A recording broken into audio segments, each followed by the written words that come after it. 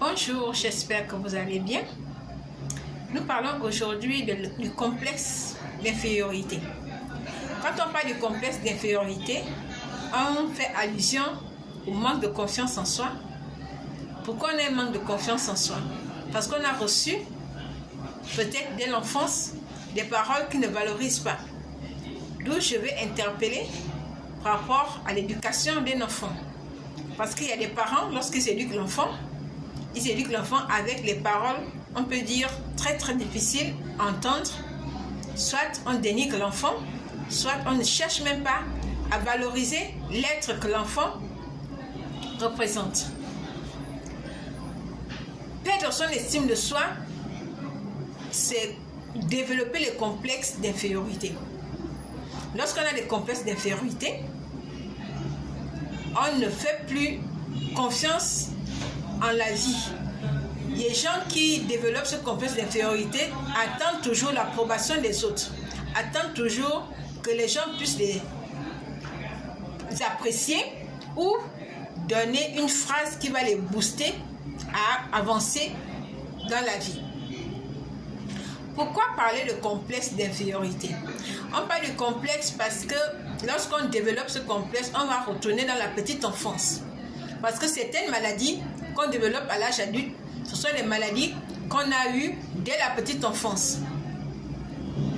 Un adulte qui développe le complexe d'infériorité, c'est peut-être un adulte, un enfant qui a été maltraité durant son enfance, qui n'a jamais eu de paroles valorisantes, qui n'a jamais développé, valorisé son estime de soi. Et cet adulte va grandir avec certaines difficultés sur son estime de soi et développer des complexes. Ces complexes d'infériorité peuvent donner la personne à vivre de blocage en blocage. Parce que pour débloquer certaines situations, il faudrait que tu aies une confiance en soi. C'est-à-dire tu dois avoir confiance en toi-même, confiance en tes capacités, confiance aussi en tes idées. Mais beaucoup aujourd'hui n'ont plus confiance en eux. Parce qu'ils ont eu peut-être des parents névrosés. Parce qu'il y a des parents qui ont l'esprit sain, il y a d'autres parents qui sont névrosés. Et un parent névrosé cherche toujours la victime. Par contre, un parent sain peut réprimander un enfant sainement, l'enfant va comprendre, l'enfant ne va pas rentrer dans la névrose.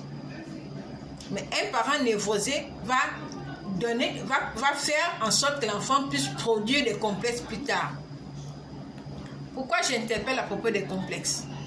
Des peurs en soi, des peurs avec... tu vis avec des peurs. Et ces peurs deviennent tes alliés. C'est-à-dire, il y a des gens qui ne sortent même plus de chez eux parce qu'ils ont peur des autres, peur de l'aventure, peur de prendre des décisions, peur de quoi que ce soit. D'où mon interpellation pour vous dire il est important de consulter sur le plan psychologique. Consultez une psychologue. Sur ce, que Dieu vous bénisse. Merci.